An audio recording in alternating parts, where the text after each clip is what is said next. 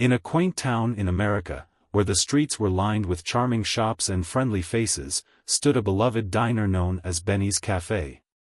For over 20 years, the cafe had been the heart of the community, famous for its fluffy pancakes, hearty sandwiches, and the warmth of its staff. Jack Thompson, the owner, had dedicated himself to creating a welcoming atmosphere, where everyone felt at home. However, in recent months, unsettling rumors began to emerge. Loyal customers whispered about poor service and favoritism, claiming that some patrons were treated with disdain while others received VIP treatment.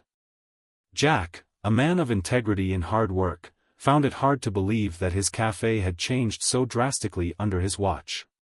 He had built Benny's from the ground up, pouring his heart and soul into it, and he refused to accept that his staff would behave in such a manner.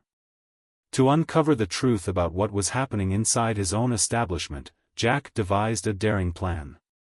One night, he would disguise himself as a homeless man and see firsthand how his employees treated a customer who didn't fit the typical mold.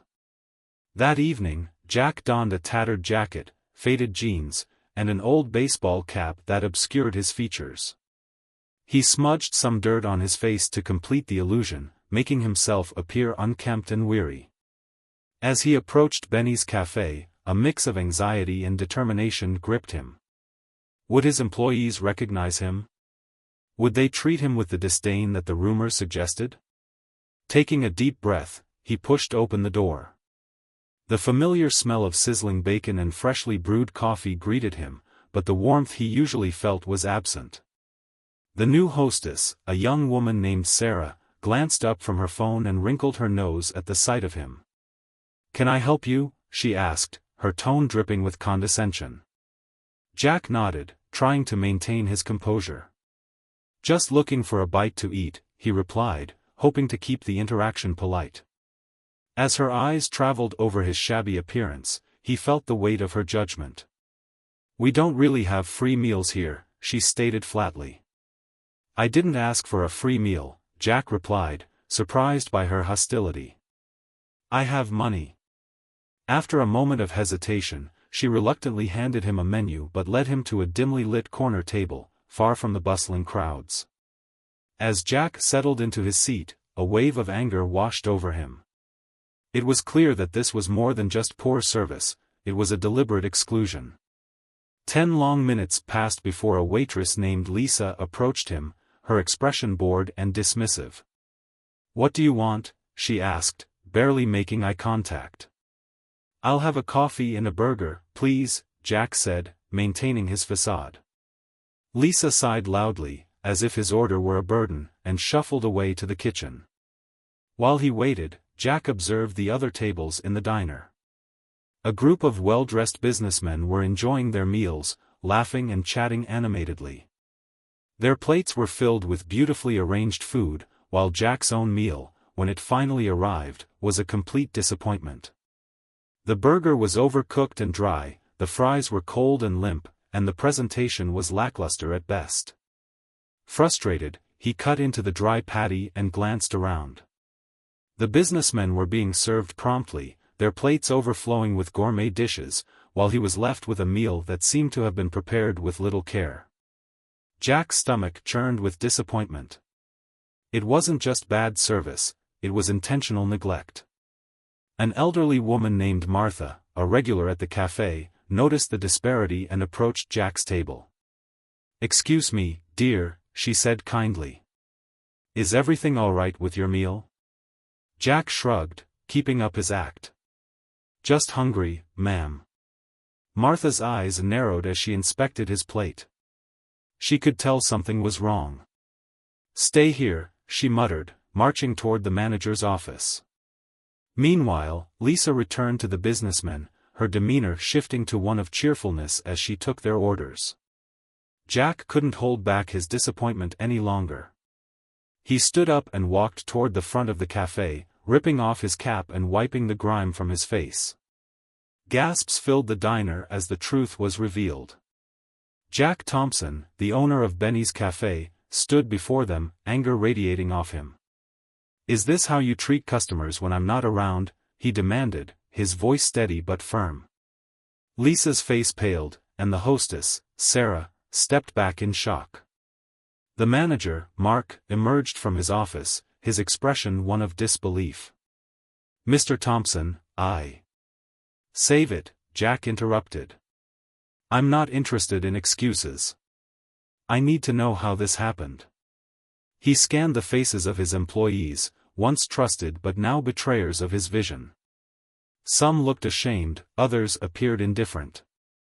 Jack's heart sank. Benny's Cafe was supposed to be a place of warmth and community, not a venue for judgment and exclusion. "Tell me," he said, his voice rising slightly, "how many of you would have stood up for me if Martha hadn't come to my aid?" Silence filled the room, no one spoke. Jack turned his focus to Lisa. "You assumed I was looking for a handout." "Why?" Stammering, Lisa replied, "I was just busy, and you looked." "Looked like what?" Jack challenged, frustration boiling inside him. Before she could answer, Mark stepped forward. "We get all sorts of customers, and sometimes we have to protect ourselves from those who might take advantage of us," he explained, trying to sound casual. Jack shook his head in disappointment. "Protect yourselves? By treating paying customers like dirt? You've lost sight of what this cafe is about." In that moment, Jack made a decision. He would not let this go unaddressed. "You're all fired," he declared, his voice cutting through the tension. Stunned silence enveloped the cafe.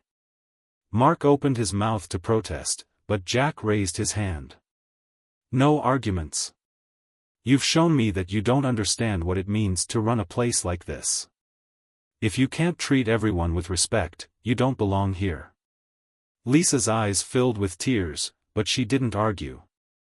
The remaining employees stood in shock, realizing the gravity of the situation. Jack turned to one loyal employee, Tom, who had watched the entire scene unfold. "You'll be the new manager, Tom. This cafe needs a fresh start." The next morning, as the sun rose over Benny's Cafe, a new energy filled the air. News of Jack's bold actions had spread, and customers were eager to see the changes. Jack arrived early, ready to meet his remaining staff and lay down new ground rules. "If you're here just for a paycheck, I suggest you leave," he told them. "But if you believe in treating people right, then stay. We're starting fresh." No one left. Jack could feel the tension begin to dissipate as the morning rush started. Laughter and conversation filled the diner, and for the first time in a long while, it felt like home again.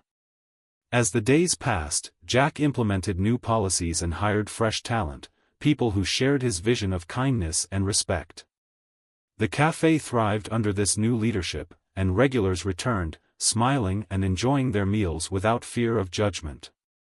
However, not everyone was pleased with these changes.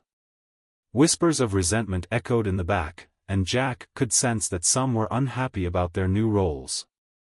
Among them was Lisa, who had once been a favored employee but now felt sidelined. One evening, as Jack was closing up, he overheard hushed voices coming from the kitchen. Pressing himself against the doorframe, he strained to listen. Lisa was speaking to a couple of disgruntled employees, and their words were laced with bitterness. "This place used to be ours," she said. "Now we're just cogs in Jack's machine. We need to do something about it." Jack's heart sank. He knew he had to act before things escalated further. The next day, he made a plan. He would set up hidden cameras to catch any sabotage in the act. Within days, he had the evidence he needed. Lisa and her conspirators had been tampering with orders and spreading negativity among the staff. Jack called a meeting, confronting them with the footage.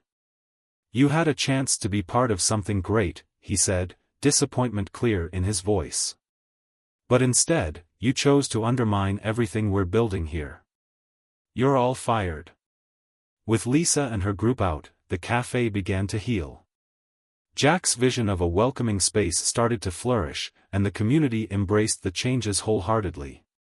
One evening, as he closed up, Martha came by with a pie, a symbol of gratitude and support. "You've done well, Jack," she said, sliding the warm dessert across the table. "Benny's is back where it belongs." Jack smiled, feeling pride swell within him. "Thank you, Martha. It's not just my cafe anymore, it's ours." As the sun set over Benny's cafe, Jack knew that he had fought for something real. The diner, once on the brink of failure, had become a beacon of hope and community. And with that, he was ready for whatever challenges lay ahead. As the weeks turned into months, the cafe continued to thrive. New customers came in, drawn by the positive word of mouth and the inviting atmosphere. Jack found joy in his work once more, greeting patrons with a smile and making sure everyone felt welcome. He introduced special community nights, where locals could gather for trivia, live music, or simply to share stories over coffee. One day, while cleaning out a storage room, Jack stumbled upon an old scrapbook filled with photos and memories from the early days of Benny's.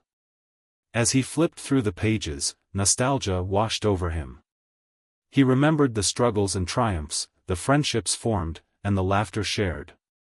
It was a reminder of why he had dedicated himself to this place in the first place. Inspired, Jack decided to host a 25th anniversary celebration for Benny's Cafe. He wanted to honor the community that had supported him through thick and thin. He poured his energy into planning the event, inviting local musicians, organizing a potluck, and setting up games for families. On the day of the celebration, the cafe buzzed with excitement. Decorated with balloons and streamers, Benny's felt like a festive haven. Regulars and new faces filled the diner, laughter echoing through the air.